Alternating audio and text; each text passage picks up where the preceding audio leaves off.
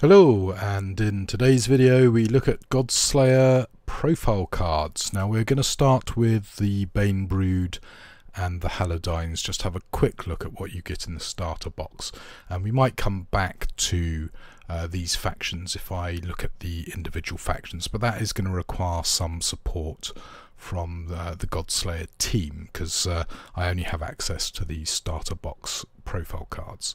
So with the Banebrood you have a couple of important units to worry about. So your warlord is the Gorelord, and he is a Baneblood of the Beast Spawn subfaction, and he is an infantry warlord. He has a base move of 4, a melee skill of 8, missile 4, magic 4, defense pretty good at 14, armor 7, that's not bad, leadership of 8, that's okay, an activation of 6, which is actually not bad at all. Now he has the Bloodthirst ability, which is each time the Gorelord destroys a living enemy model through a melee attack, he may immediately add 1 action to his action pool. So that's pretty good. He can chop his way through units quite well there. So this is definitely a warlord you want to assign to a unit and just have him gnaw his way through it. He also has horror, which means if you actually look at the full rule book it would explain what horror does. Basically he's a scary dude. He also has, of course, intimidating growl, which means friendly Beastborn subfaction models within 8 inches, his leadership range, gain hardened will, and that ability, if you don't know what that does, the target model is not required to take fear, horror or bravery tests. So in other words, when he growls, other units go, oh, he's scary, I'm more scared of him, I guess, than I am of other people, so yeah, I'll do what he says. He also has a couple of tactics, Bestial Self, which he can cast on himself, and Howling Mad, which he can cast on other people, and that's going to cost you 1 activation. So out of his 6, he's going to have to spend 1. Now, Bestial Bellow, living enemy models within, again, 8 inches, suffer -1 leadership and must always pass a leadership test when receiving a tactic or performing a self-tactic, and if they fail, they get no benefit, and Bestial Bellow lasts until the start of his activation. So it's a good way of kind of debuffing the enemy unit. But yes, that's an okay situational ability. Howling Mad, target friendly living model or unit gains +1 melee and +1 POW for charge attacks, and also causes fear. So that's pretty good. So if you're charging you get +1 melee and +1 POW. So with Howling Mad you get an additional +1 melee and +1 POW by the looks of it, so that makes him really good at buffing his own units. Now he can take a heavy weapon pair, a suit of armour, a talisman and a potion. So that's pretty decent. So yeah, I like this guy. He seems pretty good. Now his health is, what is that, 1, 2, 3, 4, 5, 6, 7, is that? 1, 2, 3, 4, 5, 6, 7. Yeah, 7. So he's got 21 health, and after 14 damage he will become wounded, which is the -1. You can only have 1 of him as standard, and he's going to cost you 52 points plus your upgrades, which we will come on to when we look at the item cards. Now he can be supported by a solo unit. Here we've got the Banebrood Beast Spawn subfaction, infantry character known as Pestbringer, move of 4, melee of 6, missile of 6, magic of 3, defense of 13, armor 6, leadership 8, actions 5. And you can have 2 of these costing you 33 points each. Their health is pretty good, 1, 2, 3, 4, 5, 6, 7, 8, 9, 10, 11 before he gets wounded, and then is that 6 or 7? 1, 2, 3, 4, 5, 6. So 17 health in total. He also can get 2 plagues. He comes with the Morning Star and a Rotting Corpse, which is a missile weapon which he throws at people. That's pretty disgusting. And he also has some abilities from that over on the right. He's got a Plague Infector talent, again discussed over on the right, and then these various abilities over on the right. Now because he is the same subfaction as the Warlord, so if you notice this is Beast Spawn subfaction, and Beastborn subfaction, they will get Furious Charge. The Pestbringer gains an additional +2 inches to his charge movement. So his charge, instead of being 4 times 2, 8 plus 10 for 12, is actually 14 inches. So I guess these guys are pretty much glass cannons. Now Fear, again, you're going to need to look at the main rulebook to work out what that does. His Infectious Bite. Target enemy model hit by a melee attack of the Pestbringer gains a plague that he currently hosts. So that's pretty cool. Plague Master. The Pestbringer can take up to 2 plagues from the Banebrood item list and counts as hosting the chosen plagues for the entire game. They cannot be removed in any way and cannot be affected by those plagues. Any plagues by the looks of it, actually. So sorry, yeah, by any plagues. He also has Reek, which each time a living enemy model wants to attack him, it must pass a leadership test or will fail because he's so stinky.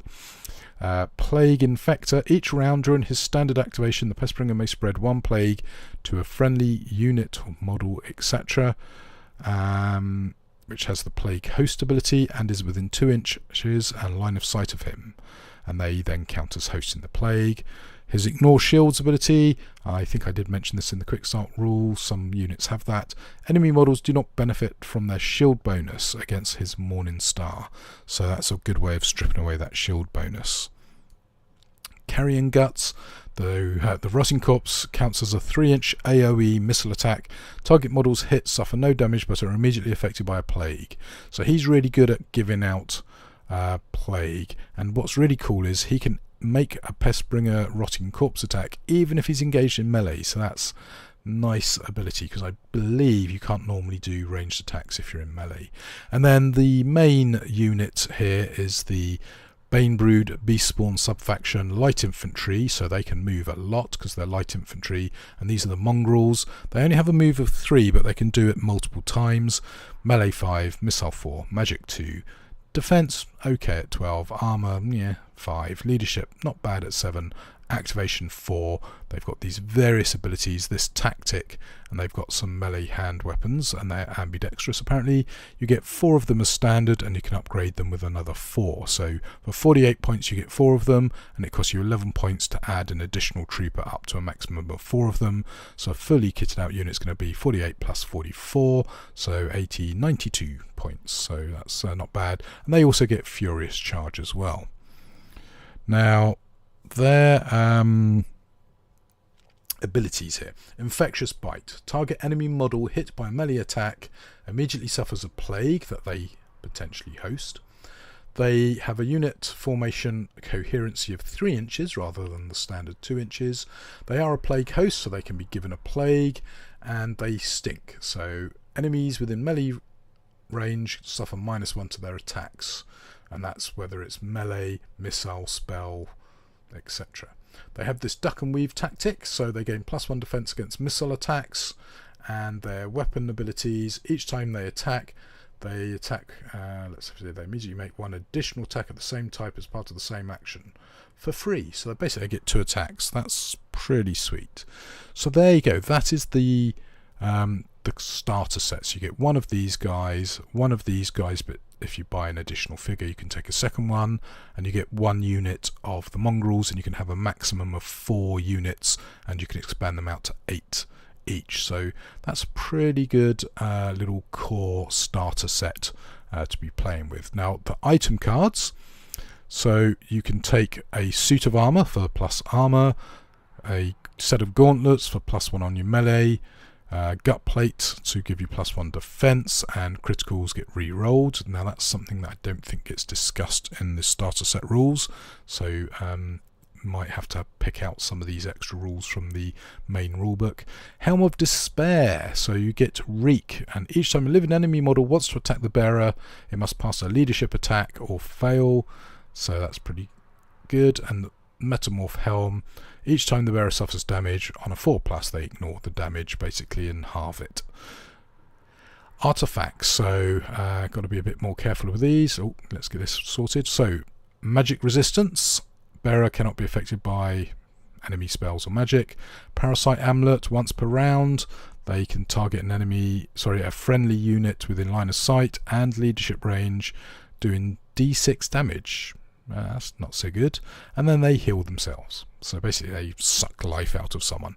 And of course this d6 damage is direct damage, so it bypasses all armor. So you're effectively going to kill off your own units to keep whoever's got this amulet alive. Totem of Transmutation, +1 incantation spell casting roll. So if you're casting spells, you're going to want that. Screaming Heads, at the start of each round choose a model within 10 inches that must pass a leadership test at -2, or basically it can't order, receive or perform tactics. Bubonic Fleas, now this is very suitable. So Infectious Bite and Plague Infector, and as you can see, Infectious Bite, enemies hit by melee attack suffer plagues, and Plague Infector each round during extended activation. So it's a really good way of turning your warband leader into like another plague host. Disruption Totem, the bearer gains the ability of concealment. The bearer has a sight value of 0 and models may only draw line of sight to it within 6 inches or when it's engaged in melee, so it makes it quite hard to see and shoot at. Potions, these are pretty good. Offal Extract, once per game, lasting until the end of the current round, the bearer gains the ability Reek. Well, we sort of know that from one of the other units. Flesh Morph Draft, once per game, the bearer may restore 8 life points, as long as it doesn't exceed its maximum starting value. And once per game, lasting until the end of the current round, gain +1 to all of his basic statistics, which is the Witchweed Extract. That's pretty good. And as you can see, the points cost, what is it, 3, I think it's the lowest, yeah, 3 to... We got anything more than 12? Yeah, so about 3 to 12 points for the various items, which is listed over on the right here. Now the plagues are these cards here, so Bubonic Plague, Gut Rot Plague, Heartkill Plague, Black Plague, 4 to 6 points for those. So affected living model suffers D3 +1 direct damage. That's pretty nasty, and it's a continuous toxic effect. Affected living model suffers -1 to its basic stats. That's not particularly good for you, is it? Heartkill Plague, affected living model must spend 1 additional action token. Well, that's pretty powerful actually, reducing the options available to you. And then Black Plague, affected living model must pass a leadership test at -2 or is knocked down. So that's pretty good. It like makes you faint, and that's again a pretty powerful action. Then on some of these items here, heavy weapon pair, axe and pick, infector blades, bleeder or blades of Minoxis. So as you can see, you've got activation, range and power. They're all 1 inch range, but the power 4 and 5, not bad. And then each time the bearer performs an axe and pick attack with this ability, it may immediately make 1 additional attack. That's not bad. Target model hit by infector blades suffers Black Plague. That's pretty nasty, as we already know. You sort of fall over a lot. Each time a living enemy model is destroyed, you may move a friendly living model within leadership range once at its move for free. That's pretty sweet. And the bearer gains +1 on Blades of Minoxis attack and damage rolls against any more models in base contact. So that's where the bases are actually touching.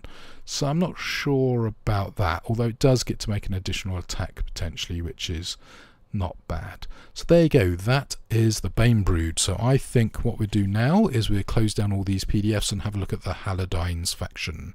Okay, so we've had a look at the Banebrood. Let's have a look at the Halodynes, the sort of Greeky faction. Now you'll notice they have a slightly different stat line. So their warband leader is 42 points and his deployment of 1. Now he has a move of 3, melee of 8, missile 4, magic 4, defense 13, armor 7, leadership slightly better there, 10, activation 6. He's got these horrible to pronounce abilities, Archilokos, and tactics. He can take a whole load of items, and he looks like he's got a bit less health, but then again his defense and armor's not bad. So his sub-faction ability is strong-willed. He may make 1 reroll on any leadership test, and his abilities, so the Archilokos, the Demarcan gains +2 armor against melee attacks as long as he's in base contact with a friendly model that benefits from the effects of Phalanx. Yeah, that seems pretty good to me, particularly as I'm pretty sure the hoplites can get Phalanx. Heroic Valor, once per round, the Demarcan may assign 1 action token to a friendly unit within 2 inches for free. So that's quite good.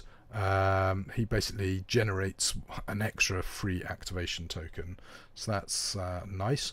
Reverence, friendly non-warlord models within lead get +1 leadership, so he's all about buffing the leadership, I'm guessing here, so that's pretty good set of abilities. Tactics, Defiant in Death. If the target model is destroyed, it is not removed from play until the end of the round in which it was destroyed and may still be activated and use all of its action tokens. That's pretty good. If you think that model's definitely going to die, you put Defiance in Death on it and it gets to do its full range of activity before coming off.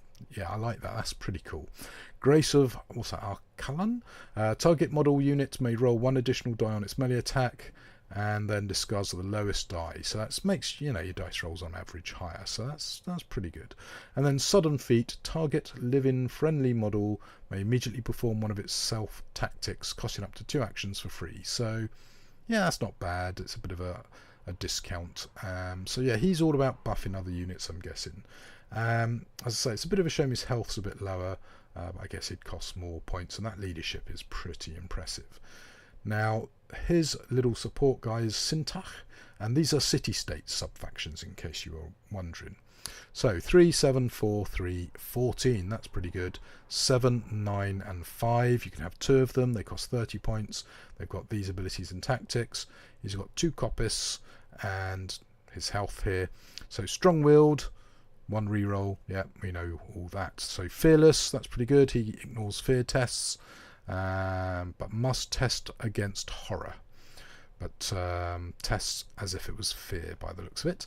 Vanguard Valor, if the Syntax successfully charges an enemy model unit, all friendly models that were within his leadership range, which had line of sight to the Syntax before he performed his charge, reduce the cost of their charge actions against the same charge model by 1.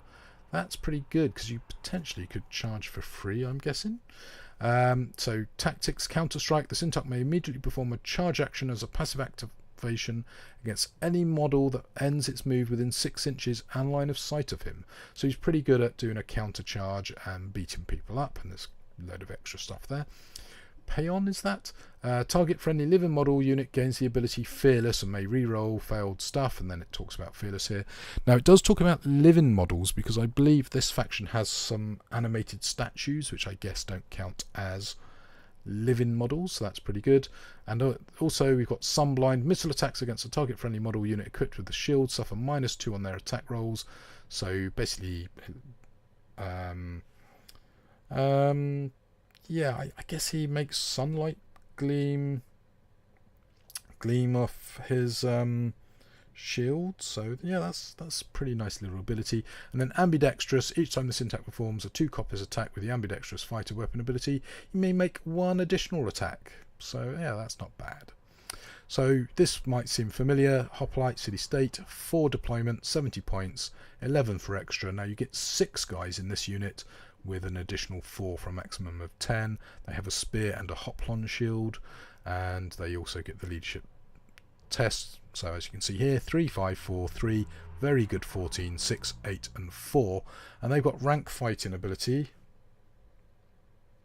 So yeah, that's a nice ability there. Hoplites may draw a line of sight and make melee attacks through other friendly hoplites, but doing so they get -1 on their attacks. Now they've got a range of 2, so that's pretty good.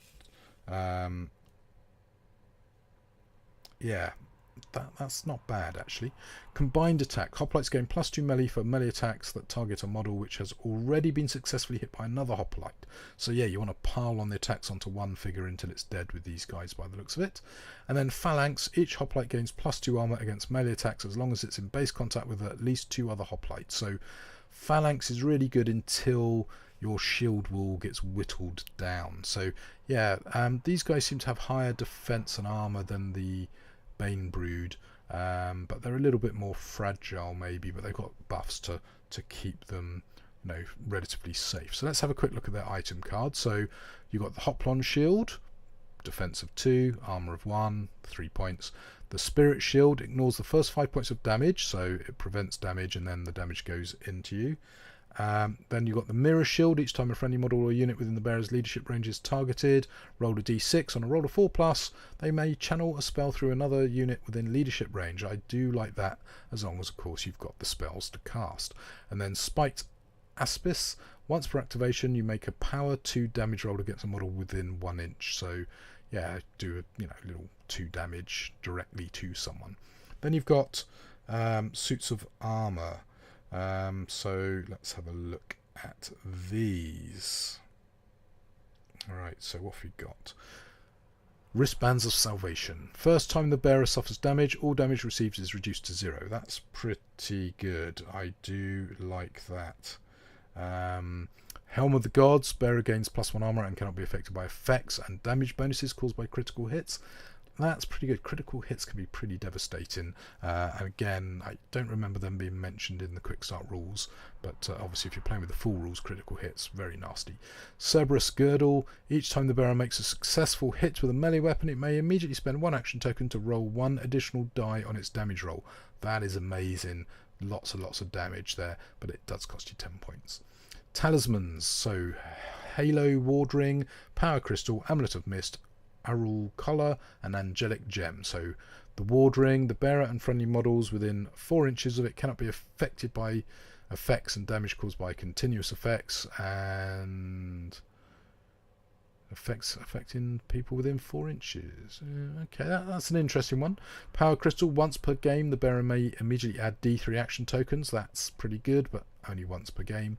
Amulet of Mist. The bearer cannot be targeted by missile or magic attacks. So if you're going up against a missile magic heavy force, probably want to take this. The Collar. The bearer may reroll once each attack die that results in a 1. So really powerful when you're rolling 1s, but a little bit useless if you're not. And then Angelic Gem. Each time the bearer suffers damage, roll a d6. On a 4+, damage is halved. So yeah, I don't know, that's tricky. A little bit situational, maybe, some of those upgrades. And then finally we've got our potions and weapons. So potion of Agrathon, minor healing, waters of foretelling, waters of truth, major healing. So once per game, lasting until the end of the current round, +2 melee, missile and spell damage. Yeah, that's not bad. Once per game, the bearer immediately restores 5 life points up to maximum. Yeah, not bad. Not quite as good as the 8 points I think it was, the Banebrood one, but probably costs a bit less. Once per game, the bearer may reroll 1 priority roll. Once per game, lasting until the end of the current round, the bearer gains +1 to all basic stats. That's always quite good. And then once per game, the bearer immediately restores 8 life points. Yeah, that's much better. Spear then. Doru, Bronze, what's that? Duration of Swiftness and Paltron. So melee attacks, activation 2/2/2/1/2, range all 2 apart from this one here. Power 4/5. That's particularly nice. Actually, oh, I see. The bearer increases its strike rank by +1. Now this is again something in the main rules. Normally units attack each other simultaneously, but this +1 strike rank means you hit first. So potentially with this spear, even though it doesn't look that good, with that +1 strike rank, you can potentially kill the enemy unit before it gets to attack you back. So there you go. That was a quick look at the profile cards of the 2, starter sets that are as standard included in your battle box from the Wave 2 Kickstarter. Now that was a whistle-stop tour through them, and some of these things might not mean much, like strike rank and spells and other bits and pieces, because that's covered in the main rulebook. But that gives you a pretty good idea of how to build your force. So if we go back to here, so he can buy a spear, a large shield, a suit of armor, a potion and a talisman. So he can basically buy one thing from each of these upgrade cards. So let's say we take that would be 10 points. Let's take this sudden life gain, so that's another 8 points, so that's 19 points. If we then take let's see, let's take this. So what was it? Was it 19 points? Yeah, 19 points. 25 points. This one here, 35 points, and then let's say this one, 35 points, 47 points. So this guy who costs 42 points, you could add 47 points to, so he would actually cost 89 points just for that one figure. So losing him would be pretty devastating, but he'd be pretty tooled up and quite a hard unit to deal with. These guys down here, now in theory I suppose you could potentially get some of these where you could actually upgrade them, but it looks like this guy just comes as is and there's not really an upgrade option on him. Similarly with these guys here. So one thing I would be tempted to do is upgrade this to a full size unit, so you'd add 44 points here. So you know, what would that be? That would be what, 113-ish, 143-ish. Yeah, you could easily get this to a 200 point force by taking a full size base unit and upgrading this guy with a load of stuff, and then that would give you about 100 points to add in extra units to get to that 300 point total for a tournament game. So you don't need a huge amount of models. I mean, we're talking 12 models here, plus maybe a couple of extra guys, maybe the priestess and the living statue so she can cast spells through it, or maybe another unit of hoplites. So yeah, that would be, you know, pretty good force.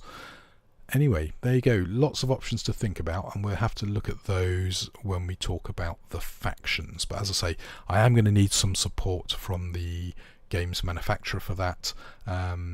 So I will probably in the next video have a quick look at the other faction starter kits, and they'll be kind of gone through a little bit quicker than this. So I know this has been pretty quick, but it's a little bit boring to just say, hey, look at this stuff that I'm showing you. You can read it for yourself. But I do like the combinations of this faction versus the Banebrood. They give you a slightly different way of fighting. As I say, I think the Banebrood are a hit and run glass cannon. These guys have a little bit more durability, but once you start wounding them, they will go down quite quickly because the health bars are a little bit fragile.